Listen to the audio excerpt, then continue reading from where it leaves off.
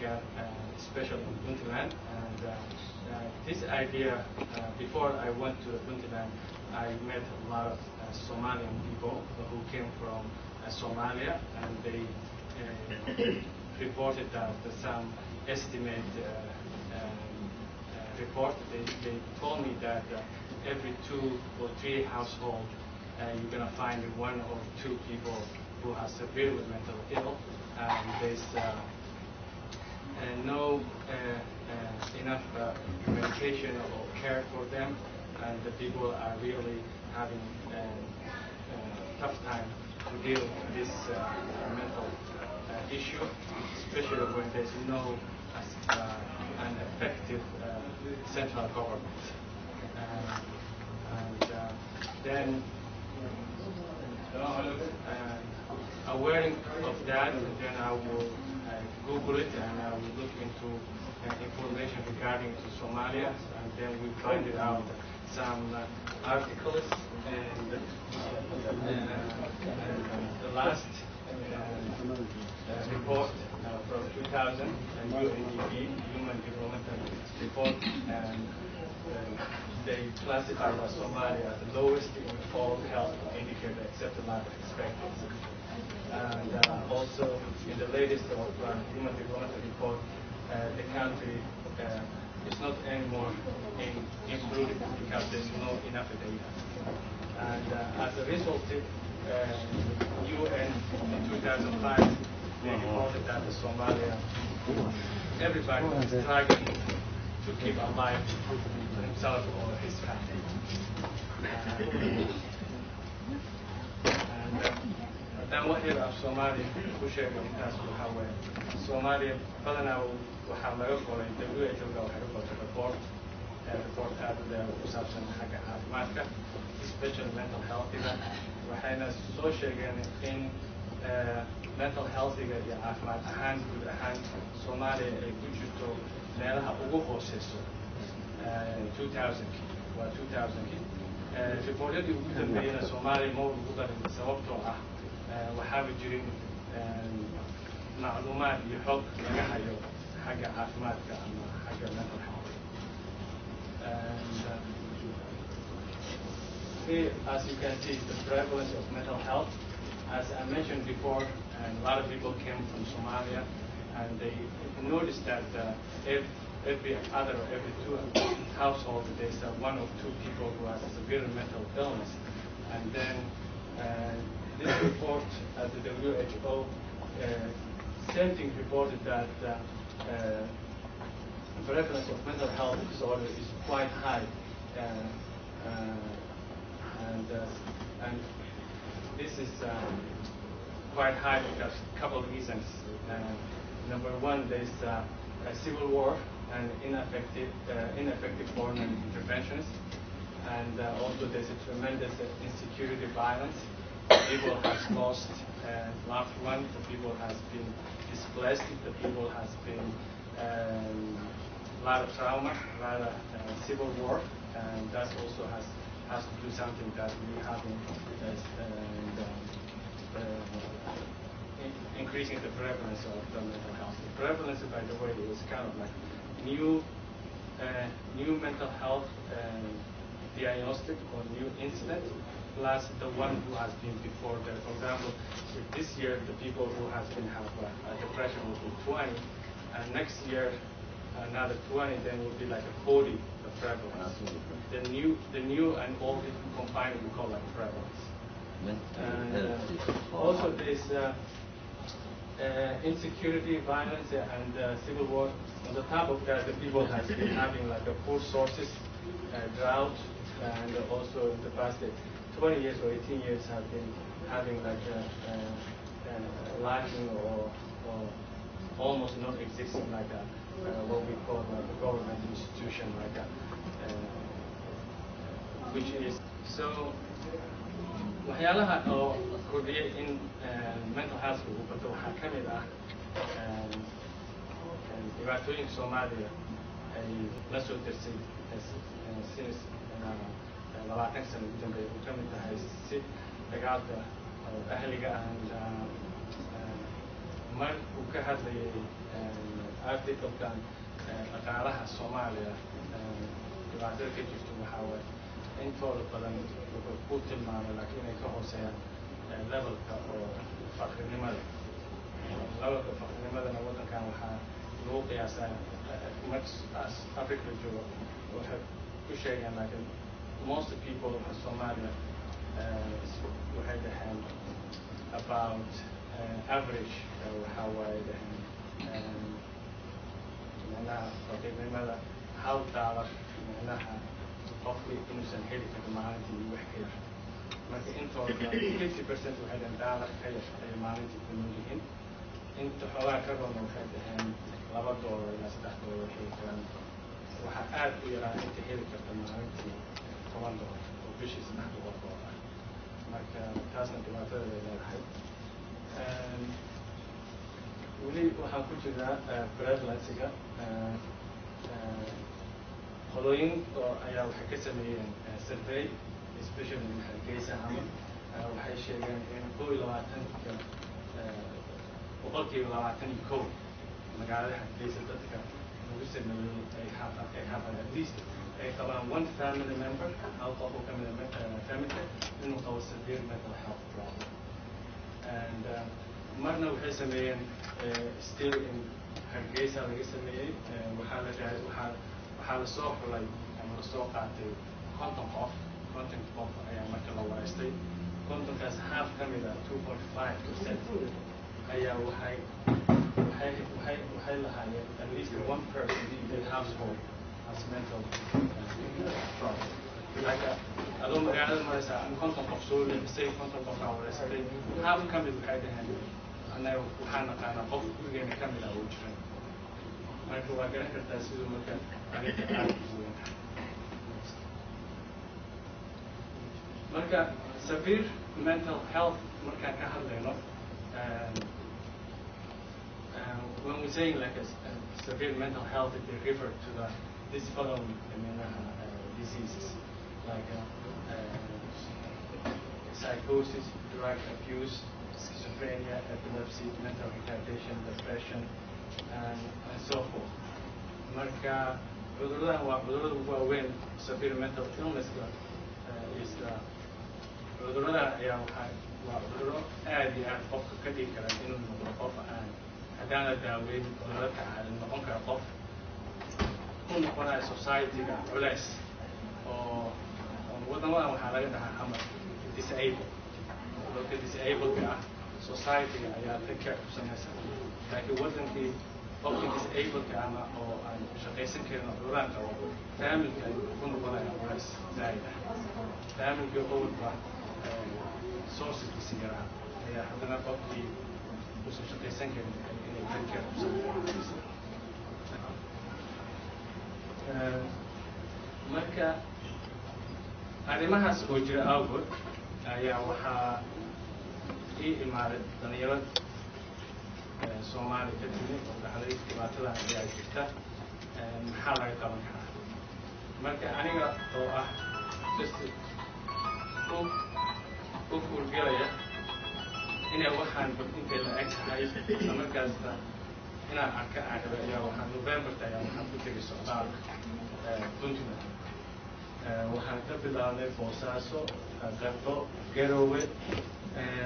that time nasiibka ii masaamix waa inaan tago gaalkacay sababtoo ah halkaa xoogaa wax dadka aad iga cabsi waxay rabsha ka jirtaa. laakiin caafimaadka oo dhan problem badan baa ka jiray. laakiin waxaa ugu badnaa xagga mental health-ga dadka aad iyo aad siday sheegayeen sheegaysi ka badan ayaa dhacday. waxaa dhacday in aan aragnay ilaa 300 qof. 300 qof daawooyin loo qaaday, daawooyin la siiyey. laakiin intooda badan aan ku aragno cudurradii uu article-ka sheegayo dhan ayaan ku aragnay. weli kuwa waxaan ku aragnay wax cajiib leh qofna uusan diyaar u ahayn badanaaba ay ahayd. marka when I read the article and I talked to the people who came to Somalia, I went to trip to Puntland last November just to see how this it is and how the problem of mental health has been in Somalia. So I visited a couple of cities such as Bosaso, Gardo, and Garowe, and I have been visited the hospitals, and also we have set up a clinic where we treated for about 300 people, and most of the people has been having what the article has mentioned about severe mental illness, and the people are really having this problem how to get the information, how to treat the people, what medication to use, where to get from the medication, and it was really something I haven't ready to. I was aware there's a mental illness, but it was very devastating, and there's a lot of people out have been suffering with just the simple things to have information and medication, and there's no governmental entity which trying to address this issue. However, I have met some NGOs, especially there's one NGO they call GRT, a group of relationship,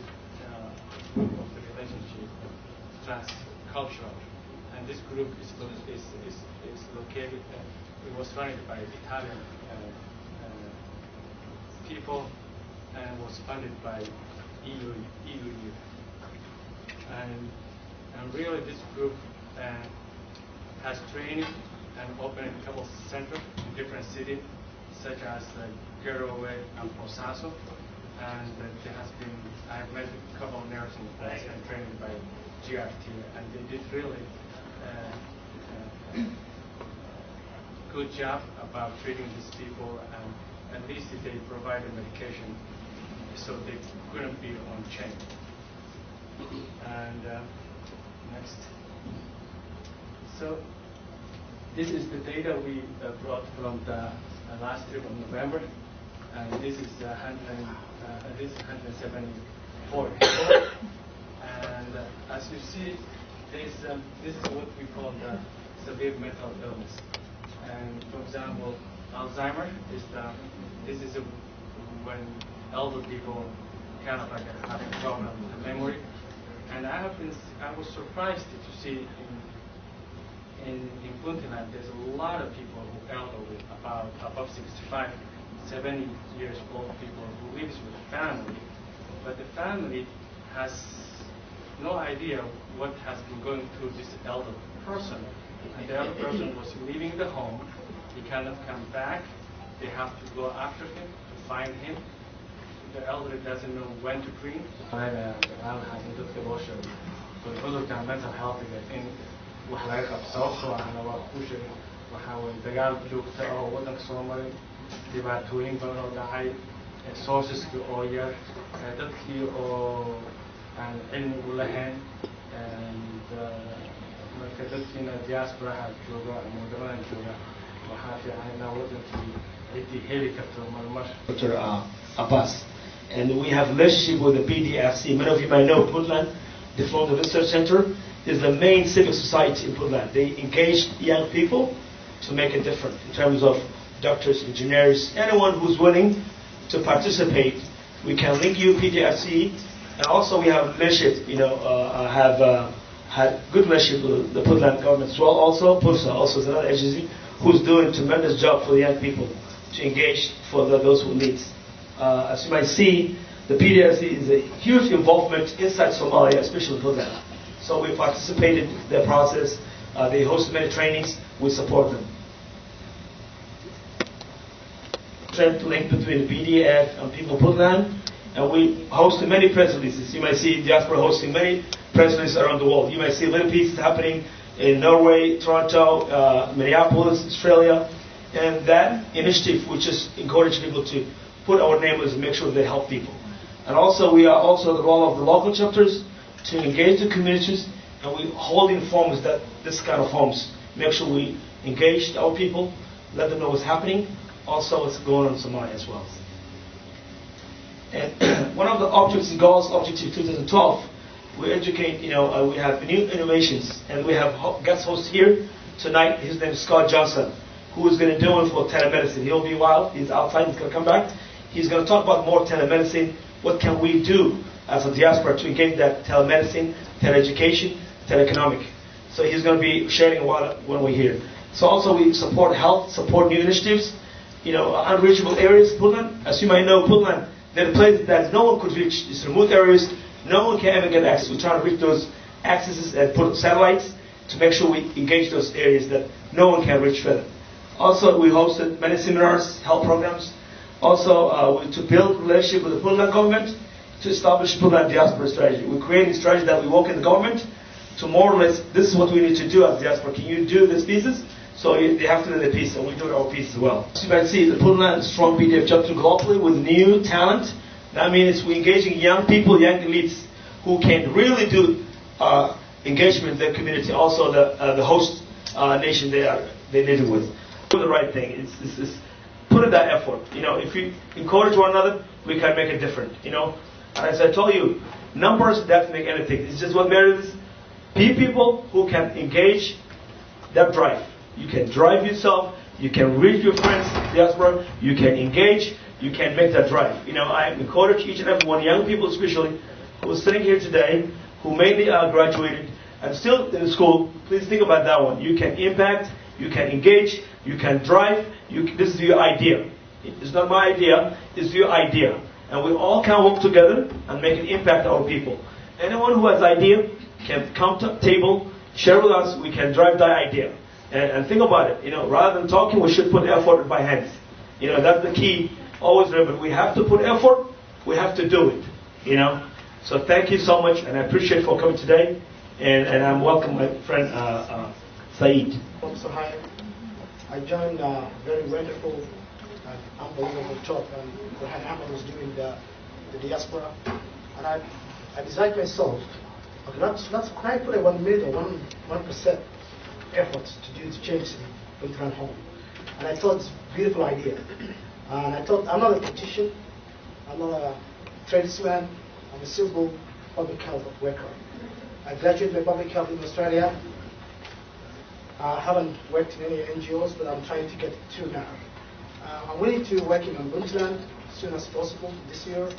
I'm willing to sacrifice my time, my life too, because as you're aware, Puntland is the part of our Horn Africa is stable and secure, and as Puntland we have to sell, we have to showcase that Puntland has security and stability, and it has got a set up almost the rest of Somalia. As you see the right corner, the Diaspora logo and the Puntland flag, everybody knows that.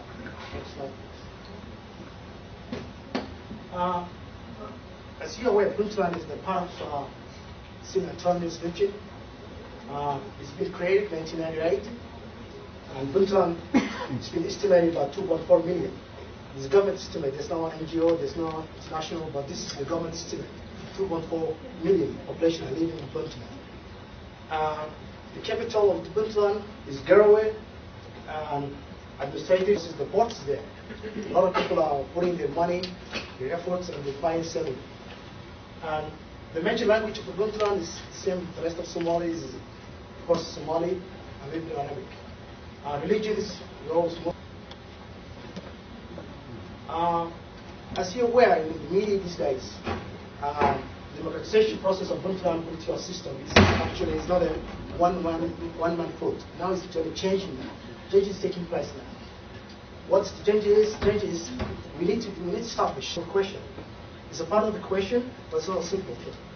Government needs capital, it needs financial to set up meetings. One of the democratic process of political system is constitutional review.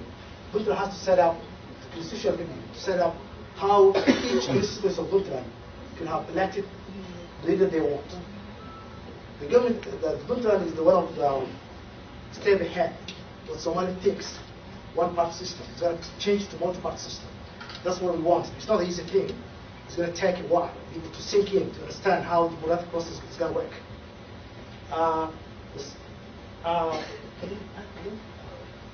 One of the things the Puntland did is the establishment of the Electoral Commission. They established the Electoral Commission to take care of the job. they're trying to divide the Puntland into constituents. So there's no such thing of a client who comes, oh, give me a vote. It's not such things anymore. It's going to end. There will be no so-called Somali ergo. We pick up Said, we pick up Burhan. It's going to be president of Puntland. There's no such things. The Electoral Commission will sit down and set out policies how they're going to divide the Electoral Commission. So it's a very good job. Really, it's a very hard job, and they did it. And they're trying to accomplish it this year. The third one is the Constitution should be amended. There have to be social mobilization. There's a lot of Puntland constituents are quite far away. The remote areas, they're quite far away. They need to establish a local government for starting the democratic process.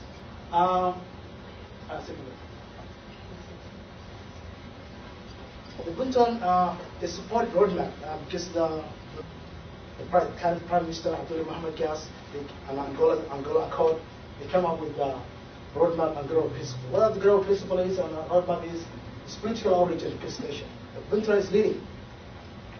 The Puntland are trying to reconcile, to establish the differences between their balance and other regions. It's not only Puntland. The other states who are well agreed a reconciliation process. Puntland is one of the examples in my view. In forum that the growing they have, and he said this is the best approach we can get off the chaos and stateless in Somalia. We need to deliver good governance structure. Not only Puntland, the rest of Somalia needs good governance. We need the leader with honest, can do the job and he can deliver. We've seen a lot of Somalis, a lot of leaders came and go, and they do nothing about it. We need a honest, good leadership, trustship, and he can do the job and deliver the job rather than talk. The security, we need a lot of security because in Somalia, where in Puntland, one of the challenges of Puntland is security. Because they have to stable, they need to secure their borders, they have to secure the port of entries. Because the international community, they're not going to come and invest us unless we have stable and security. As you're aware, Puntland has now an oil exploration project. How do we invest this country? We have to prove that it's stable. Then people can invest in their oil exploration project, which is going to be happening this year and this month. What are Puntland political goals? Puntland is going to achieve these 4 points. Puntland create autonomous region, and we're going to achieve with the relationship with the federal government.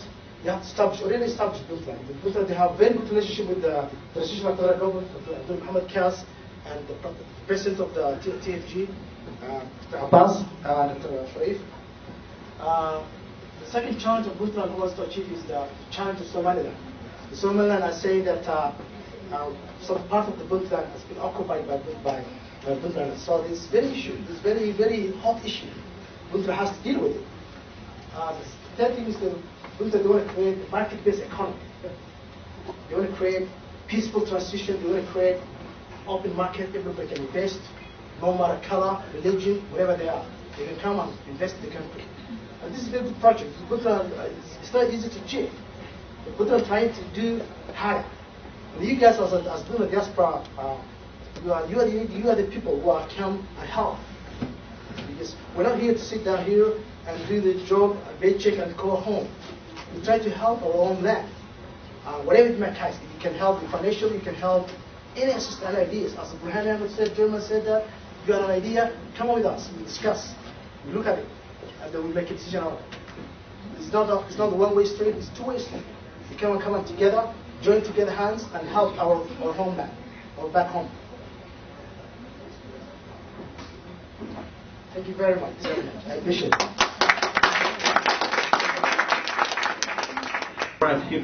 Is that Burhan you? I said, yes, me. So he came, and I said, Said, it's you? I was shocked, believe me. And then he said, I was doing Australia and the diaspora. I didn't even know he was doing it. So imagine, someone that you has classmate for a long, long time. We haven't seen for 20 years Civil War. We went to the same high school, boarding school. So it was very interesting. I want to just make sure you know, Said is an amazing, a wonderful person who contributed in many, many things. I can't even imagine. I can't appreciate what he does and think about, what they did in Australia. I just want to welcome a friend of mine who has a great impact in worldwide and is doing telemedicine. His name is Scott Johnson. He's the manager of NGOs, MTN, government services, and they operate worldwide. Footprint of VISTA satellite connectivity with more than 25 satellites. And this is one of the projects we're trying to use them, make sure we benefit from this project, because the thing is the impacting. And this is one of the things we're benefiting from. And one of the founders was the White House chief of staff of telecommunication under Bush, and I engaged them, I contacted them, and they linked me Scott, and I reached out to Scott, and they do a lot of stuff, believe me. Things that sometimes we never imagine ourselves. I want you to see this project, and I want to welcome you, my friend, Scott Johnson. Please applause for him. Thank you so much.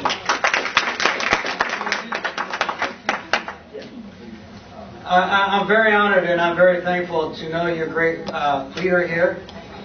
We met several months ago, thanks to Audrey Peters, so thank you, Audrey. My name is Scott Johnson, and thank you for allowing me to share with you what I think is the most powerful tool for development, the most powerful tool for creating harmony between cultures and nations, and it's the information highway. We often call it the World Wide Web, we call it the Internet. And I'm going to talk to you today about how we can unite behind bringing this into Foodland and changing the landscape of Foodland in an instant. I'd like to Scott just talk about the importance of connectivity in terms of satellite they're doing. It's amazing, wonderful job, and we have to think about it. This is things we want to drag ourselves to put and take this leadership and do it. We should all do it, inshallah. Medical hadith shegaya, and Saubtin and Scott, one in as Rashaqay, with the Rashaqay, Rumsina, Wahab, of take a bit side in a satellite kind of Puntland, special Puntland, Melaha and Legari Kiri, he would the goodies and I get in, inshallah ta'ala. maxaan maynu waxaan u talagalnay meelo badan ka sameeyaan laakiin waxaan u talagalnay Puntland inuu noqdo highway aan caadi ahayn oo dadku ay ka faa'iidaystaan meel kasta ay joogaan. wuxuu yidhi yaa imise qofaa internet gurigooda haysto oo intiina gacantaag.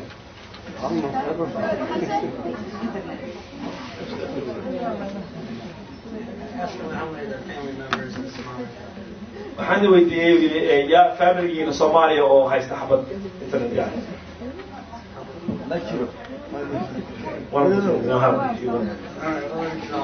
Okay, let me go over here so I can. As Burhan said, my boss ran all the communications for the White House. He was a lieutenant colonel in the Army. This is not a political position. It is a military position because our president, like the presidents of the other countries, has to be able to communicate with the rest of the world from anywhere in the world, if that makes sense. And so under President Clinton and President Bush, including 9/11 and all of that, my friend who's the president of this satellite company ran all the communications for the White House, Air Force One, and wherever the president was anywhere in the world. So we know how to do this, but he has a big heart. His name is bring this capability to people in developing countries, and so a year ago he asked me, we've been longtime friends, he asked if I would come and try to make this happen. It changes the dynamics in schools, in hospitals, in clinics, in orphanages, in agriculture, in public health, and in healthcare like Dr. Jama was talking about. So we can change life quickly because as soon as you have the internet, you can go anywhere in the world. Is that right? connectivity uu create gareeyay saaxiibkiisa oo la shaqeynay Jim la yiraahdo mainka waxa ugu muhiimsan loo create gareeyay waxay tahay in macnaha iskoolada iyo waxbarashada wadamada ay gaarin la gaarsiiyo sida uu sheegay Dr. Abbas waxa uu wado kale public health waxyaalaha istaamada kaas kale inaan gaarsiino oo si dhaqso leh loo gaarsiiyo ayaan rabnaa insha Allah taala. Thank you. I'm going to teach you about connectivity and about the power connectivity. Okay, if you'll turn to the page where the top picture is this, point-to-point connectivity. You have internet coming into your house because of a cable, a wire, comes into your house. That delivers the internet into your house, into your neighborhoods. Think of this. This is like running cable through the sky. Okay? The information highway comes into your house through a cable. We build the highway invisibly in the sky through satellites that are 23,000 miles in space. This is the United States. This is our connection point in New Jersey. And that's Puntland. It may be a school. It may be a hospital. It could be an orphanage, a refugee center. It could be a community center. It could be a mosque. It could be wherever you put that dish. And then when we set up this highway, which is 2 lanes going and coming, because when you have your internet, you send and you receive, right? So this is a 2-lane highway, send and receive. When we get it, we put people on the internet or phones. Over here at the site, we can connect laptops, computers, we can do a Wi-Fi, and phones. So basically, we connect and create an internet cafe, or a library, a computer lab, anywhere. And imagine this, what you do in your house. Well, how many of you Skype? Okay, some of you Skype. You can Skype with anybody in the world. So now we're in Puntland, now we can Skype with anybody in the world. A doctor. We can Skype with Dr. Jama as a psychiatrist. Saeed, we can interview businessmen. You could Skype and teach business. Anything. It's invaluable. Okay, next slide, please. When this highway is created, that school or that clinic, that hospital, whatever it is, we call it a hub. And a hub is the center of a wheel, and you have spokes. You can do many things from the hub. Does that make sense? A hub? At this hub, we can do telemedicine. Telemedicine is where you have doctors, nurses, and data all going over the internet. So we can have Somali doctors that might be here in America that are working at Riverside Hospital online teaching or diagnosing diseases in Somalia. You can download information on healthcare, malaria, HIV, maternal health, sanitation practices. All this data that is available, books, resources, pamphlets, anything you can download on your WebMD. You know, anything that's available to us, we can now make available in Somalia. Telemedicine, teleeducation, many online courses now. So you can have people taking courses in Somalia. They can download educational material on any subject. You can have teachers. Somali, how many here is an educator? Anybody here a teacher? Okay. But certainly, okay, you're a teacher? Okay, so you could teach classes. We set up the internet over here in Somalia. You could teach classes, teleeducation. Mobile health. A little truck up there. So if there's a clinic, we can put the satellite dish, and they have an SUV. They can take a particular device that you'll see here in a moment out into villages.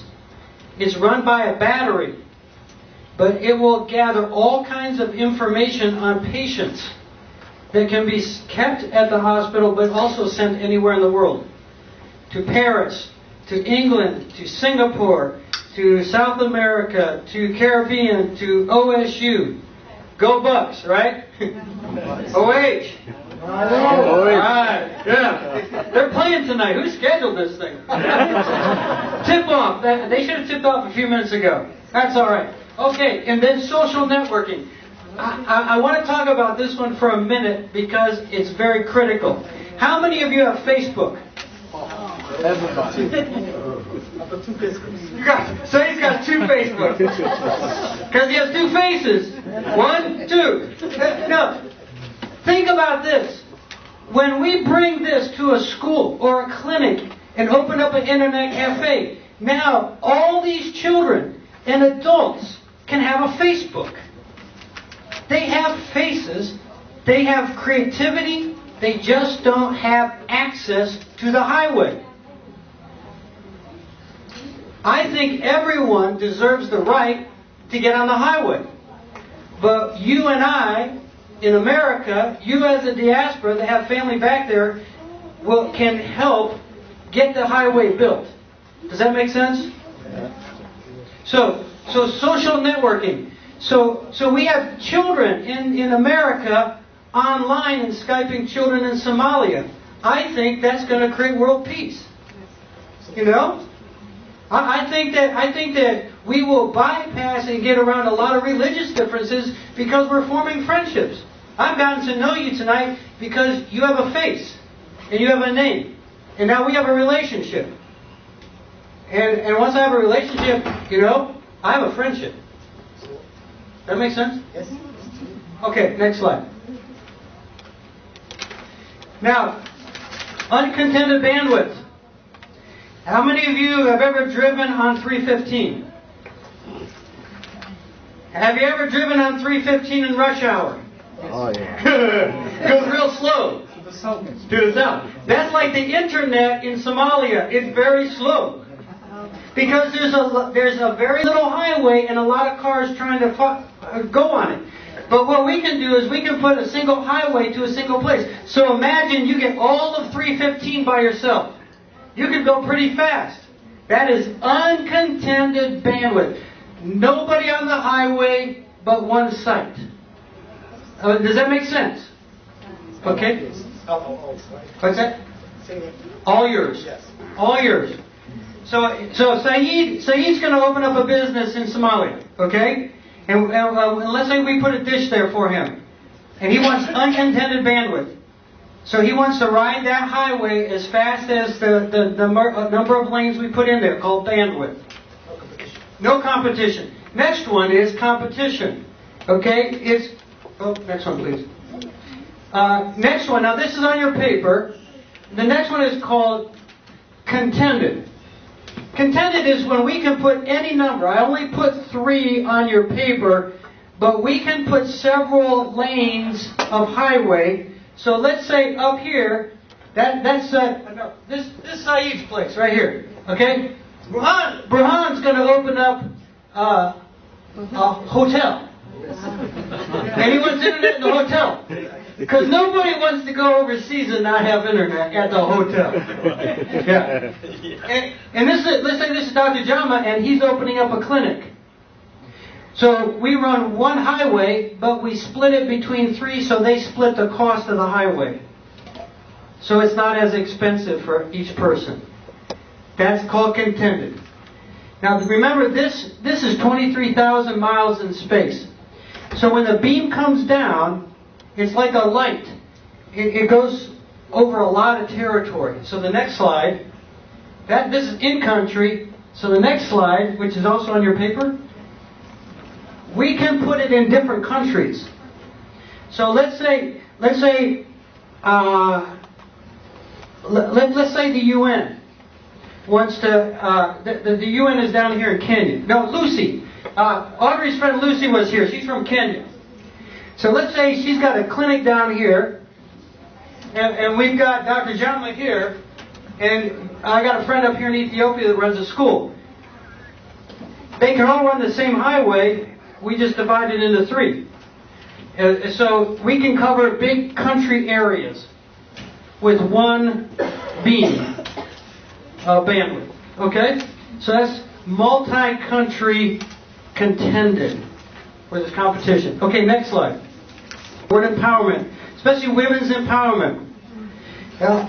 Men, we need men's empowerment, but I've also learned I have 3 sisters, no brothers.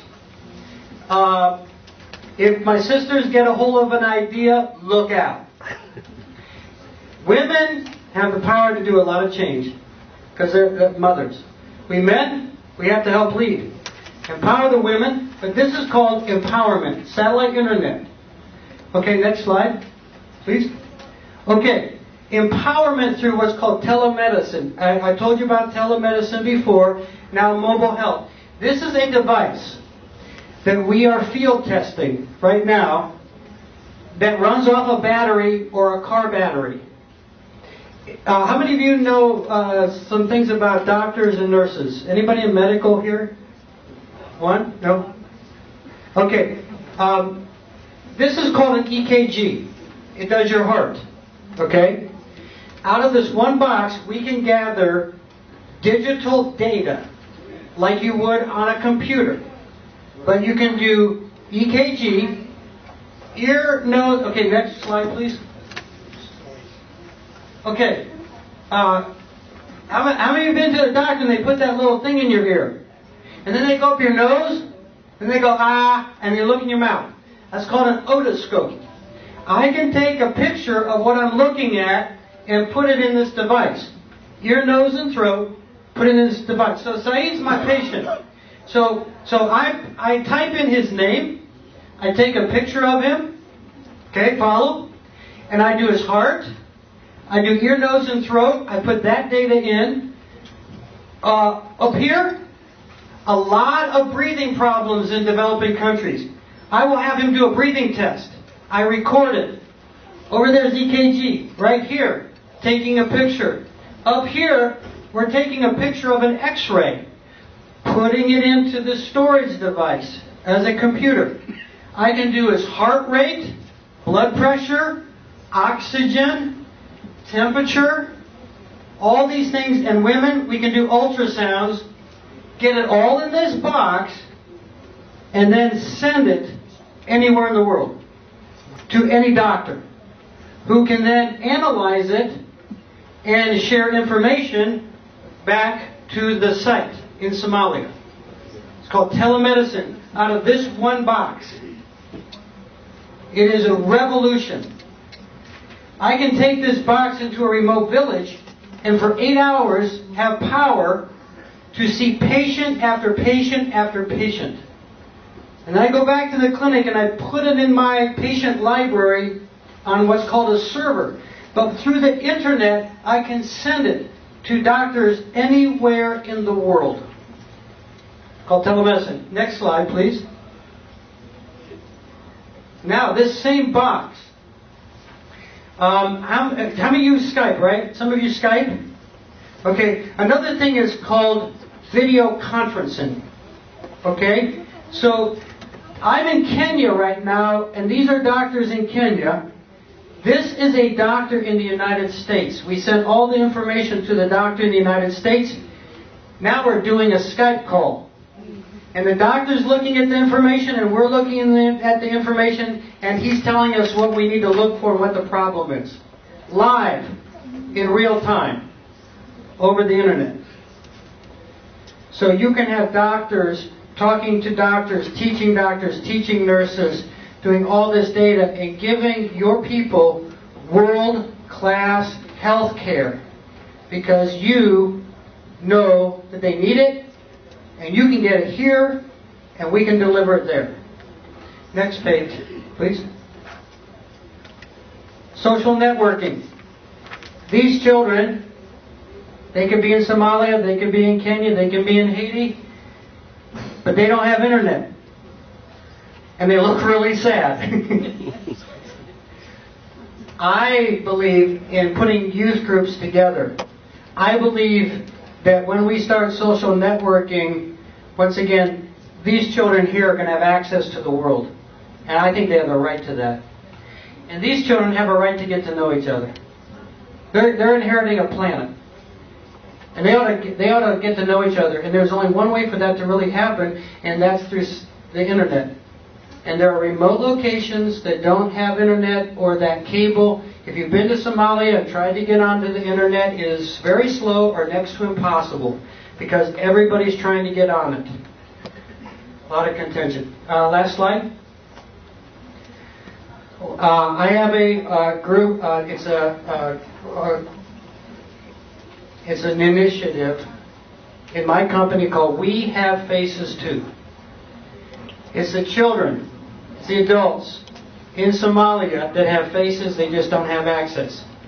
And I believe that as you gather together, you can raise the funds, and through Burhan, Saeed, leaders, I would be so happy to work alongside of you to help make this happen. Because it will change their lives, and it will start a fire, it will start a revolution. Does that make sense? Okay. Do you want to ask if anybody needs anything translated?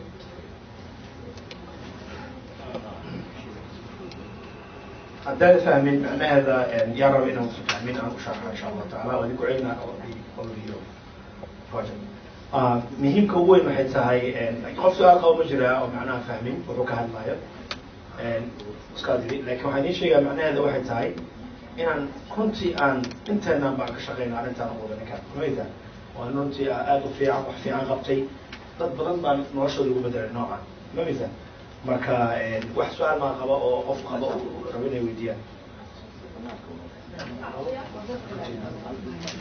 Thank you. I can continue?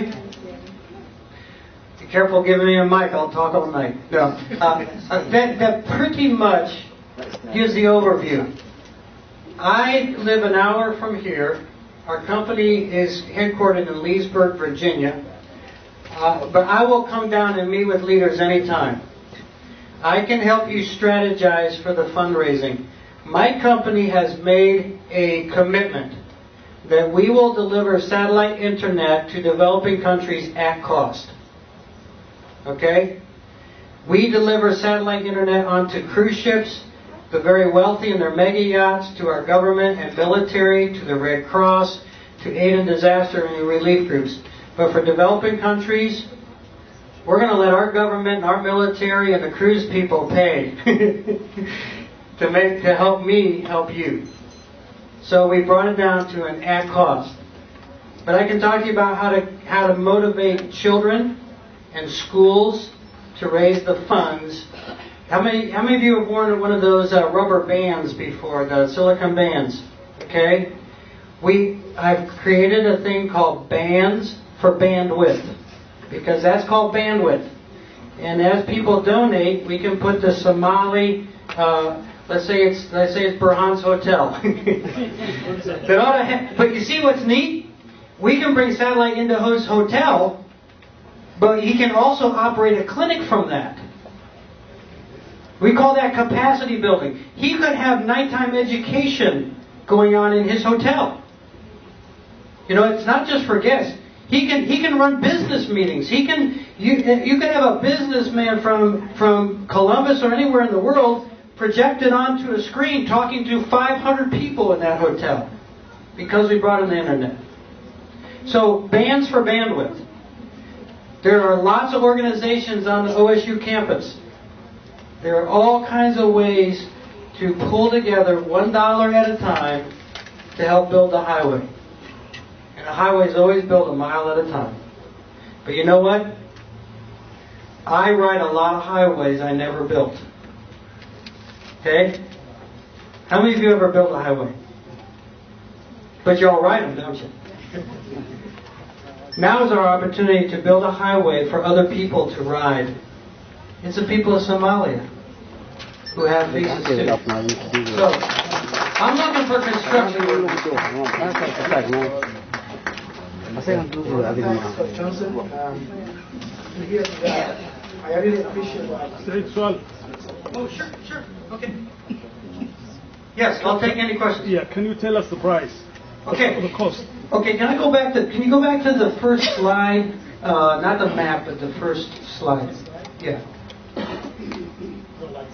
Yeah, you're doing great. We should clap for Saeed. He's doing a great job. One more. There you go. Okay. The question was price. This is the information highway. Think highway turns. Think of 2-lane highway, 3-lane highway, 4-lane highway, 5-lane highway. Okay? That's called bandwidth. And the more lanes you have, the faster you can go. And bandwidth is divided by kilobits per second, or megabits. Are you following me?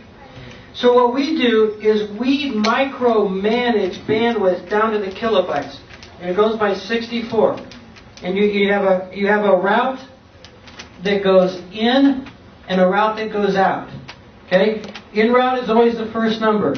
So it may be 256 in, 256 out. I can do a 512 in and a 256 out because I want to receive data quicker than sending it. But if we're going to push data, then we're going to send it. So a Skype call, a good Skype call, you need 128 kilobits both ways. We have figured it out. Now, can you go to the contended, the one in-country contended? Go one more. Right there, stop there. Okay. I could deliver to Burhan 256, 256, 512, 512, all kinds of combinations. Is everybody following? It all depends on how much he wants into that site and what he wants to do. A single highway like this, going into a single point, that will give lots of fast bandwidth. You can put 10 to 12 laptops all working at the same time. Okay? Which is a lot of activity. Would run anywhere from $3,000 to $4,000 for a month at cost.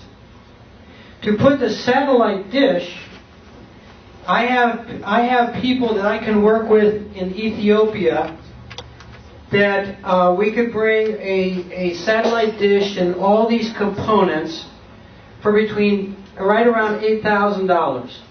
That's a one-time fee. And we can spread that over a 1 or a 2 year period.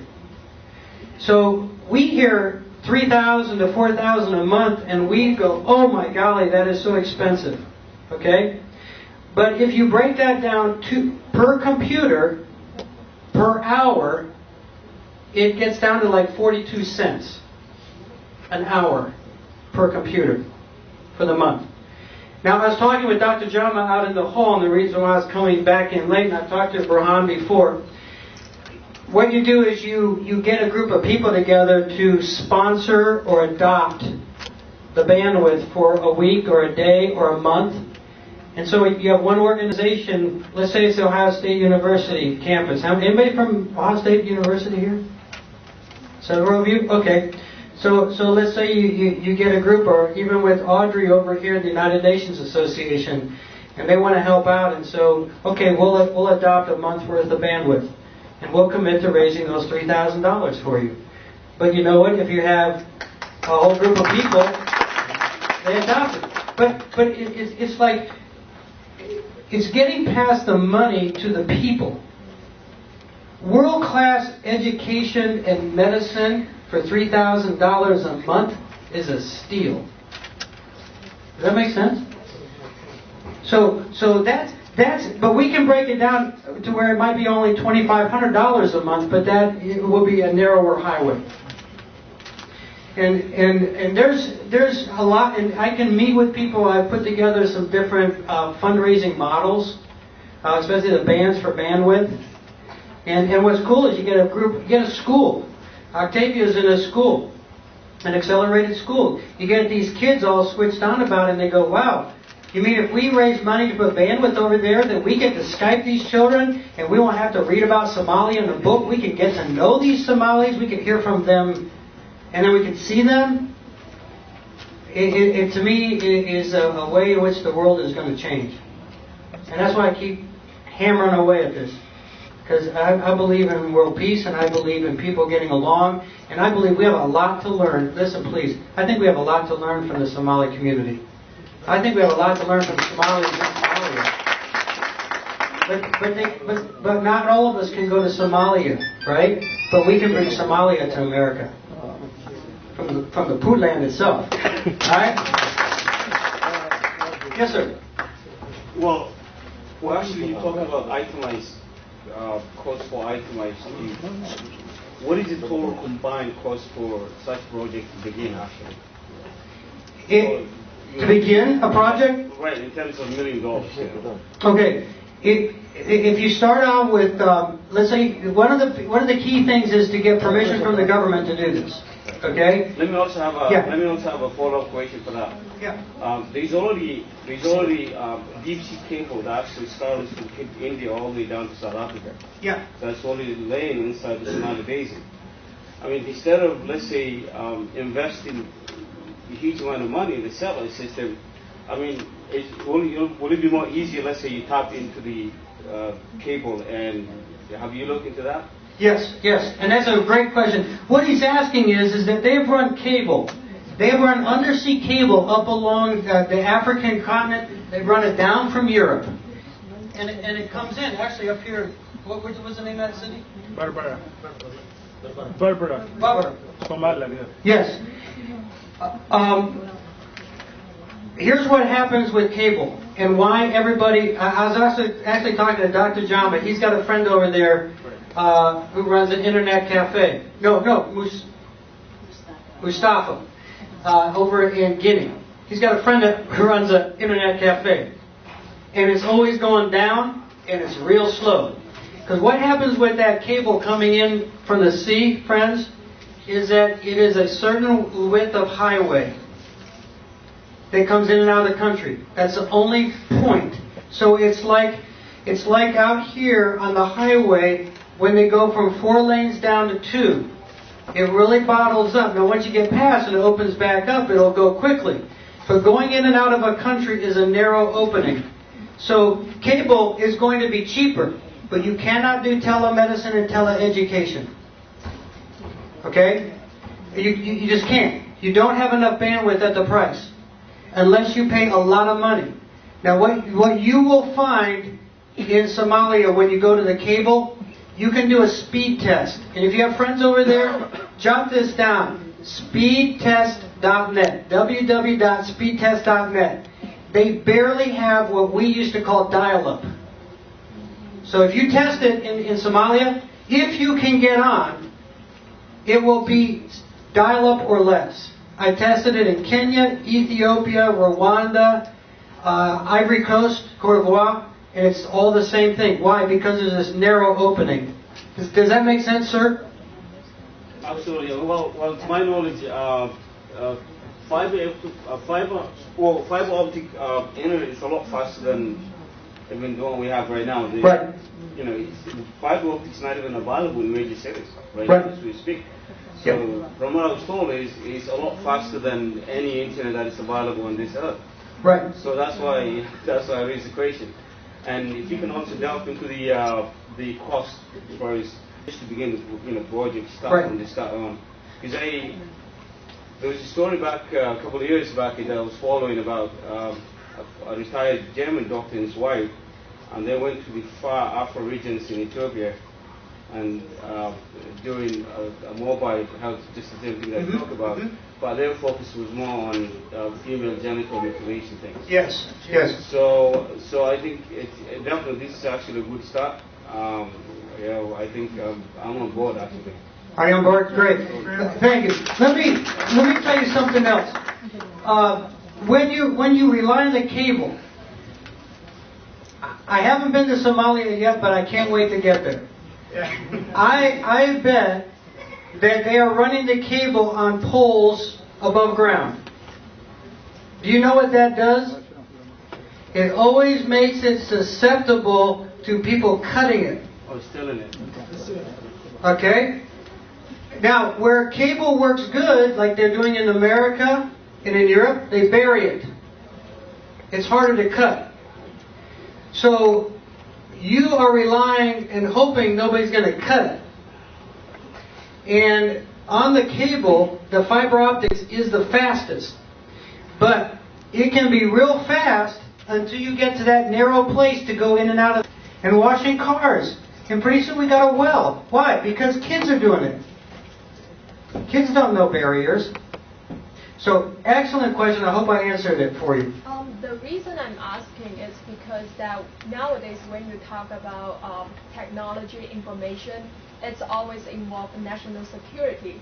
So I don't know how you're going to pass that. Well, what's great is that when you get permission from the government, then first of all, let's say it's Burhan that's bringing it in, okay? Then what happens is that the government can use it also to educate the people, because it's the internet, and the other thing is with filters and things like that, and you're right. There are certain governments in the world that are afraid for their people to get more knowledge. But what's happened in Myanmar? That woman who has been under house arrest, all of a sudden she's running for the government. Why? Social media. And these governments are going to eventually just give up and say, social media, democracy. We were talking about democracy earlier. So that's what you were talking about, saying. So they may fear, but it's already coming. There's already internet cafes. And what we want to work with is humanitarian things, because then they control so that people don't get on, I'll just say it, pornographic websites, bad websites, hospitals, schools, clinics. These are people that will do it responsibly, put the filters in. It's easy to do. Yeah. Yes, sir. Very much. I have a comment. I think this project of fiber, I think, what's that called? No, I'm satellite. Yeah, I understand. Yeah. I think there are two problems, and I have a lot of African government officers complaining. One is expensive to go through the sea, under the sea, to another country. That problem they always complain, and with that, I don't think it will work easy and will be faster. That goes around the fiber. Okay. Two, they also complain, the business people, government red tapes, the major the government afraid there's a lot of red tape. This project will be succeed because they have to get a permit, they have to exactly who owns what's in for me, what's in for them. It's not easy. So I think if there's another way, as you explain, dishes or whatever it is, can give the people access. It's more easier for the business and for the people, and I think. I agree with you. So, signed off and said, bring it. Bring it. We talked with the Secretary of the Minister of Interior. He said, bring it. The Assistant to the President, the Secretary of all the ministries, signed off and said, please bring it. I think that that's why it's so important to talk to the government officials and get them to, we call it buy-in, and to say, this is for healthcare, it's for education, it's not to generate revenue for a company who's coming into Somalia and just going to take money away from the Somalians. No, we're coming in because people from Somalia want to have good health care, education, and access for the people. It is difficult, but what I'm finding out is that all these ministers, they already have internet. They've traveled the world. They see what it can do. And when we talk with them, we help them to see even more that could be done. And hopefully you saw tonight more that can be done than what we normally think of that you do on the internet. So it is a fight. And I was driving, I'll give you a quick example. I was driving from our office in Leesburg, Virginia, and if you go on I-70 to Wheeling, West Virginia and follow it, it goes up to Washington, Pennsylvania. Washington, Pennsylvania is kind of mountainous, and they're doing a whole new intersection. And there's rock, there's mountains, they're dynamiting, they're pushing. Part of building a highway is a lot of hard work, but we know that when we're done, it's going to work. And it's going to make life easier, and that's why we build highways. If you're going to build a highway, it's going to take sacrifice, work, but you believe that it's important. And even though I build it, someone else is going to ride it, but that's okay. I did not build the internet, I ride it every day. Don't you? How many of you built the internet? Not one of us. We ride it every day. The telecoms are bringing fiber optic into Somalia. It's going to be everybody trying to get on the traffic. But you can be a construction worker, and it's, yes sir, it is hard work. And it's constantly telling people, we can make a difference. Yes, it's going to cost some money, but it's worth it. It's worth it. So you raised a very, very good question and a very good point. I just keep beating my head against the wall. Thank you very much. Thank you. We keep talking all night tonight. I want to thank Scott Johnson, his initiative. I believe we can. Can I just pull this? Yeah, you can do that. I never seen such a crowd of attendance. I want to thank our Diaspora and Ohio. We can do this. We can buy this piece of equipment. We can help follow Somalia, follow Puntland. I believe we can do that. I believe we can buy a cup of coffee. We can buy a cup of latte. We can buy a piece of cloth. We can help this cause. This is a very good cause. You can help us. There's nothing politics at all. There's no politics at all. Every human being himself has a right to get health care. That's what he's talking about, Scott Johnson. So thanks very much for his support and his initiative. And I think if Somalian diaspora in account so high, can do much more with that. And I can see their eyes today. They're ready to commit more than $100. We can do these things. We can make a difference. I myself have tried to open my own clinic.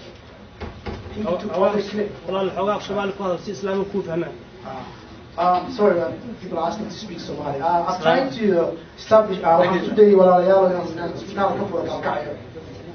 لكن أودي ذا إسامي يويله لعق ما هيستو معايا القف كليا هاي فكرتي ما هيا كمبيوتر كي ما هيا نشاطي ما هيا لكن إذا عاوز ما هيا معناه إذا ما هنا تروي ما معناه إذا ما يدد واي ما معناه إذا ما قليل واي ما أنا كتير من السم بان واي وريال جيدا أنا تبجيع السوق أنا يقول لي أستراليا كيمت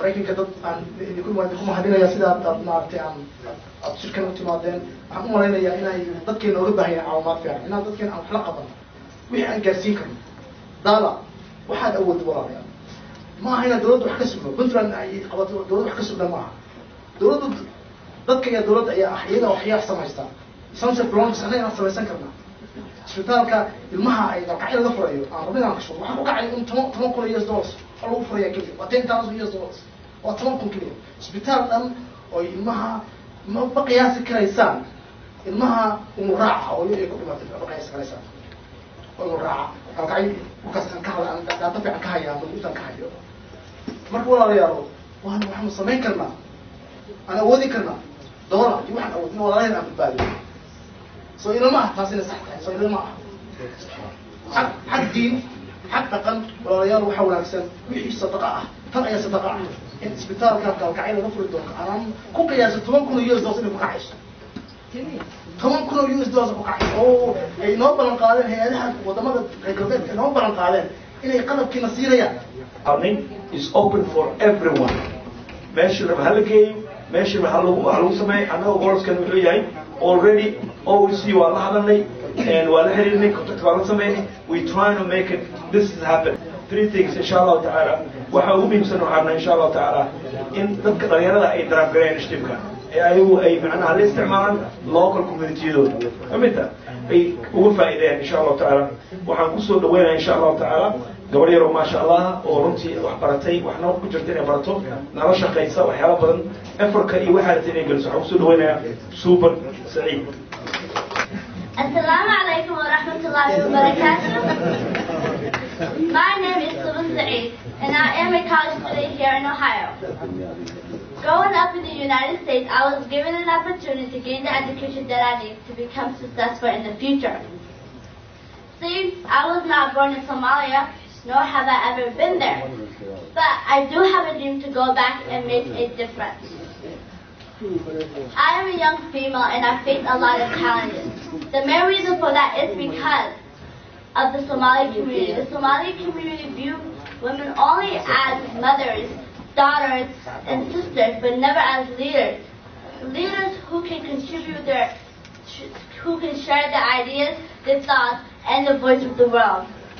Yes. Yes. I believe that us Somali females can become leaders and we can share our voices with the world. Yeah. I think we can share ideas with the world. If you look around here tonight, you can tell that half the audience here are females. Females who came from their busy schedules to be here tonight to learn about the opportunities that we have to make Portland a better place in this world.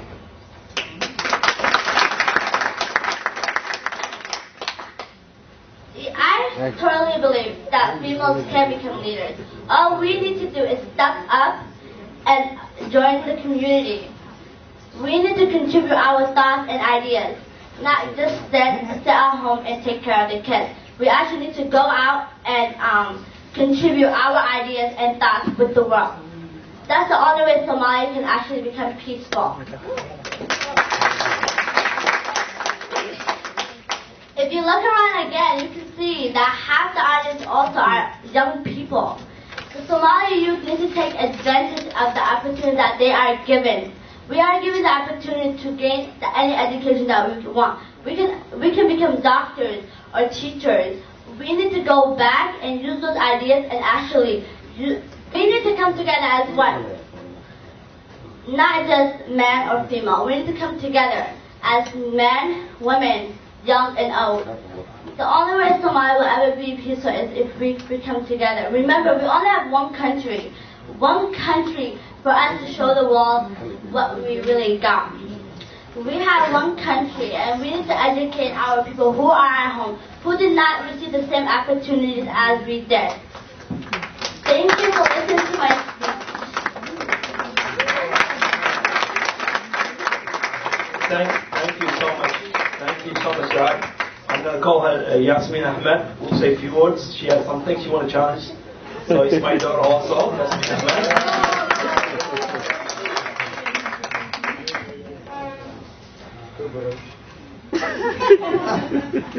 My name is Yasmin Ahmed, and I would like to talk to you guys about education. Let's see, you need education to succeed in life, right? Well, if kids don't have an education, then what are they supposed to look forward to in life? In order to learn, you need materials, and kids in Portland do not have the materials. Hold on. Some of these kids are striving to learn. Not some, but all are striving to learn. Here in America, we get a free education, and we all take advantage of it. But in Portland, what do they have to take advantage of? So we as Somalis, it's our job to give them the education they need, so one day we have a community full of smart, educated people to help the world tomorrow. Thank you. Inshallah, I'll welcome one of the local UN chapter here, Audrey Peter, will be here sharing one of the leads of the project as well.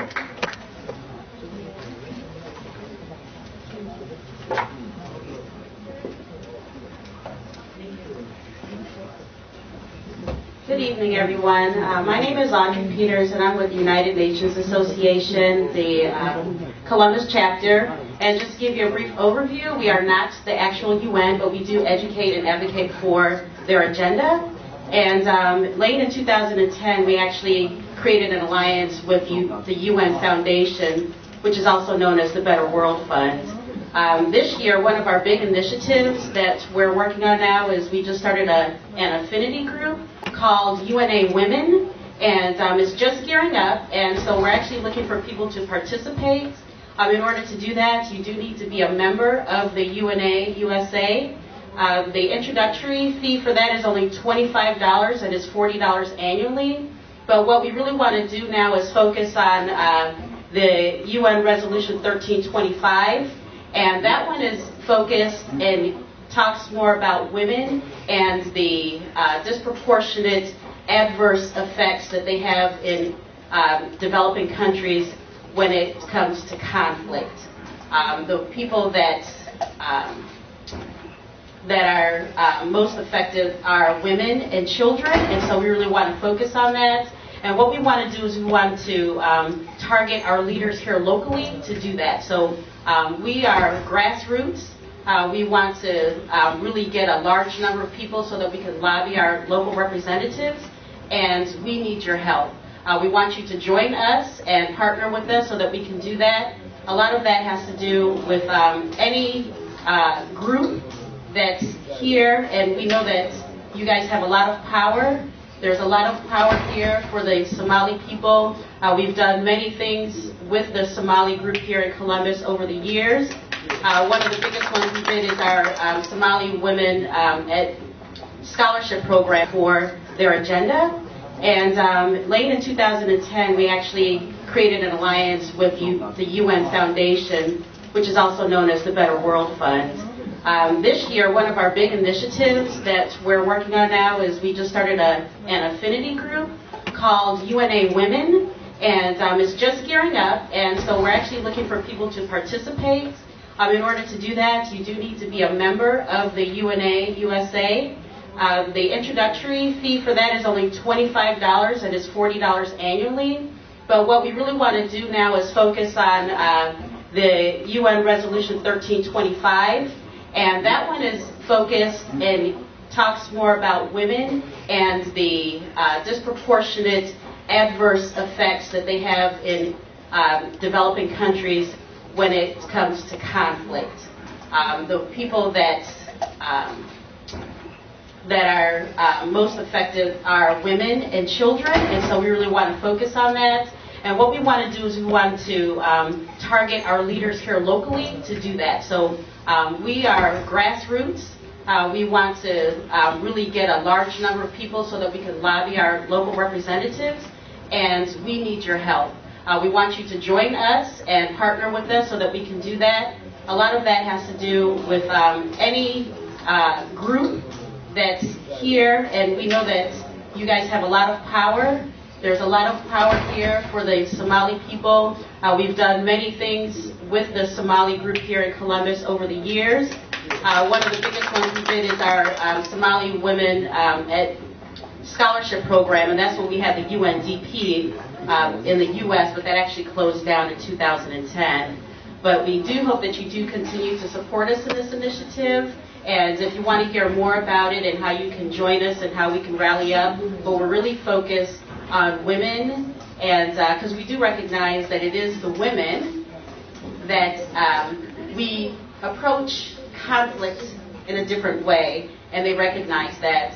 And another big item that we're also working on is really holding governments, including ours, and I should say especially ours, to have more women in decision-making roles. And we're going to ask our brothers and sisters in different countries to have more women in leadership roles. I think we need to look at our own selves and have women in leadership here. So that's what we're really focused on. And I do hope that you partner with us. We're actually located, our office is located on Jefferson Avenue. We have a student alliance at Ohio State University and at Columbus State. If any of you guys are interested in participating in the, one of the ones at the universities for students, it's only $10 to join. It makes a bigger voice for us, and we do lots of programs. I just want to tell you briefly, the next program we actually have coming up is on April 15th, and it's going to be at the Noor Islamic Center in Dublin. And there we will actually be talking about the Arab Spring and the United Nations and what does that mean. So if you are interested in doing that or you want to hear more about it, you can like us on Facebook. We've talked a lot about this social media, so we do have a Facebook page called United Nations Association USA Columbus Chapter. It is a big name, so please come and join us, and thank you again for inviting us here.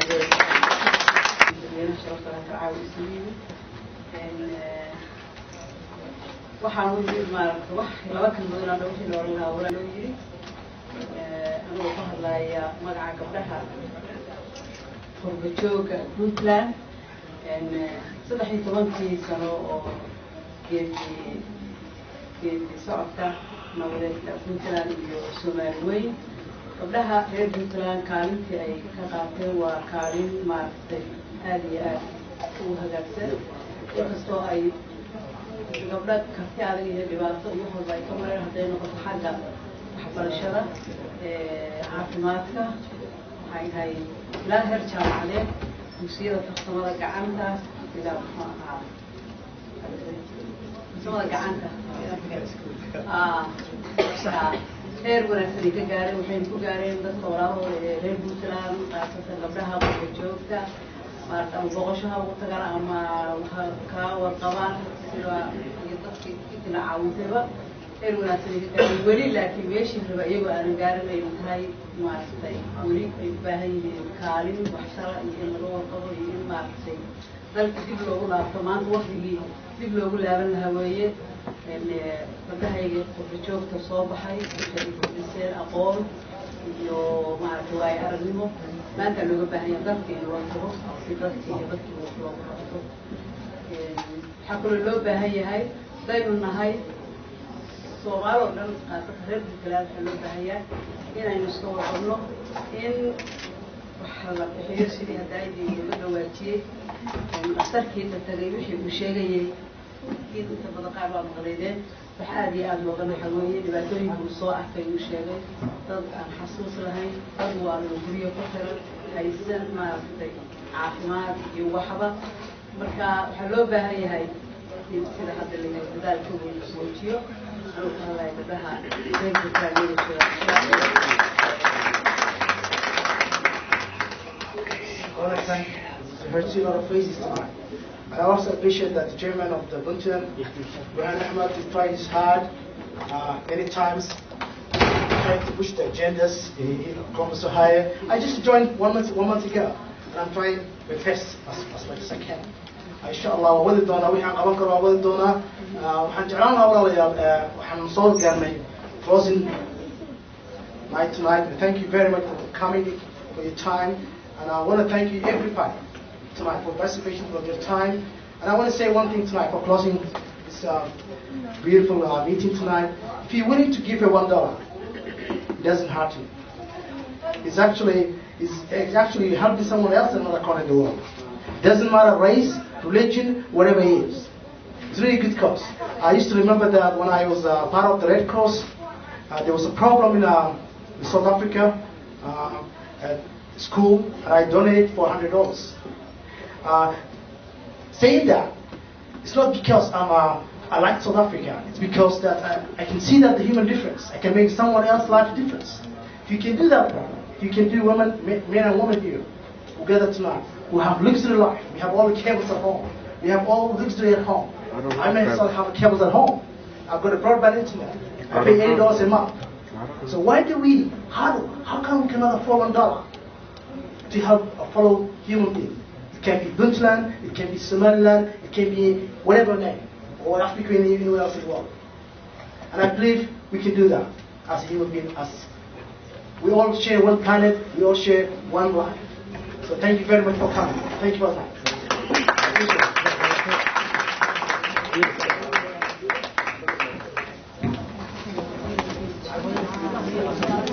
Gitu Pak Kicap?